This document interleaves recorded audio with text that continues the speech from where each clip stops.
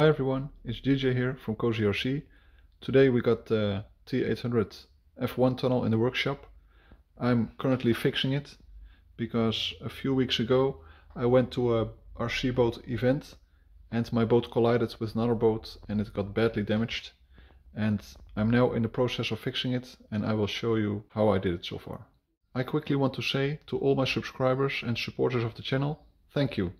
I really enjoy recording videos of building boats and also running my boats. And if you do like my content and if you are not yet subscribed, please consider to do so.